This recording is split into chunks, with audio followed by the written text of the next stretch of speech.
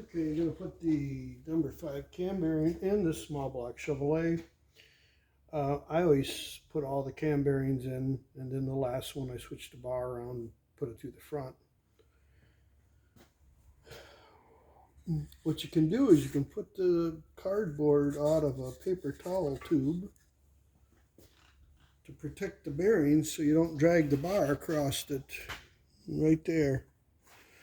And if you cut 2 of them, you can put one in the first cam bearing tunnel and one in the second, and it will keep you from knocking the bar into the cam bearings. If you're careful, you shouldn't do it, but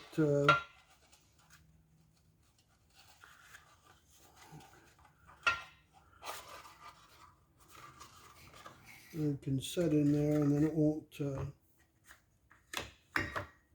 be a problem. I got the bearing sitting in there right now. Get it out.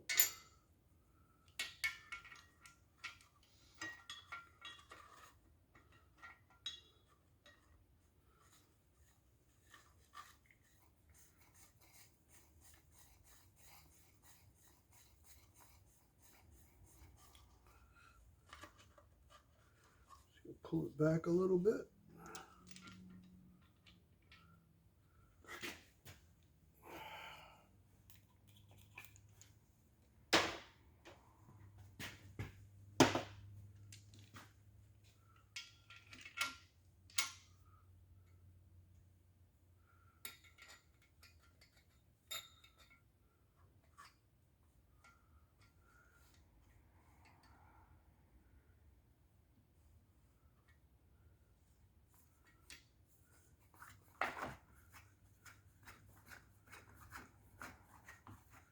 Of course, once you're on the cone, you don't have to worry about nicking the bearings. Okay.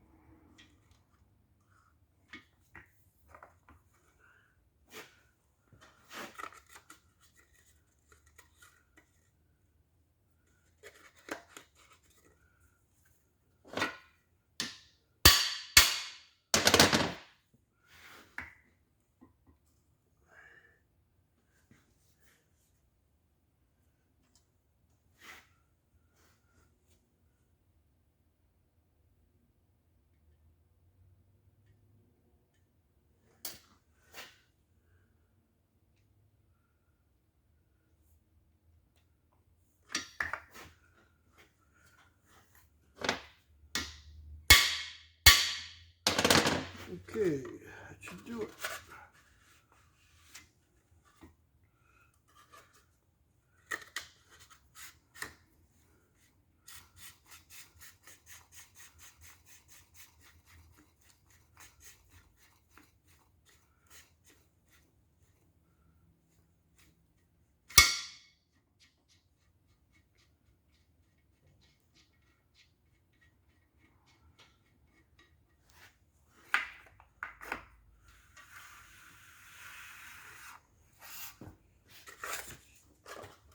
Okay, another tip when putting in cam bearings, I clock them, and a lot of times you want to make sure they're in a groove.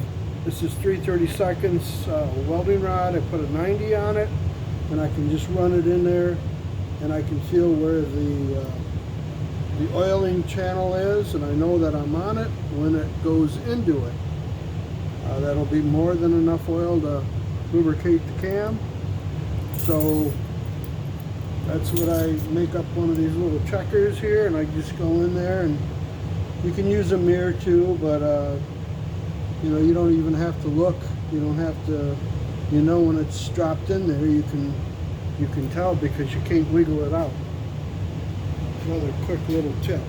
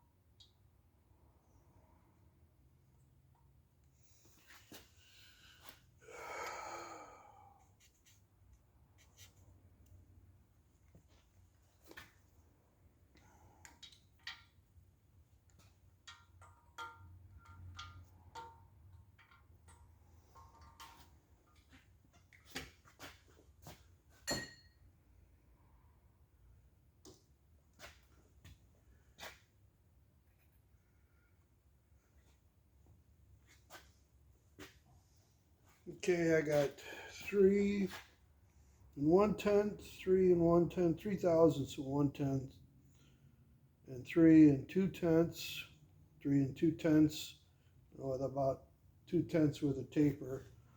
First one is 2.7. I've got some another set of bearings. I might try a different lower, upper maybe, and try to get it. So you're talking, 4/10. Yeah, I ain't too crazy about that, but I always like this one a little bit bigger. I don't have no problem with this. These are fine. This is really not going to be an issue, but I'm going to try to get it a little bit closer.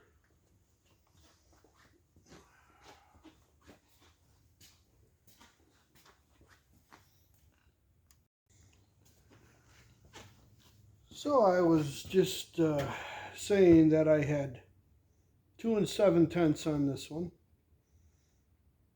3 1/10, 3 1/10, 3/1000 and 1/10, 3/1000 and 2/10, 3/1000 and 2/10 with 2/10 with a taper on the back shell, which is kind of normal.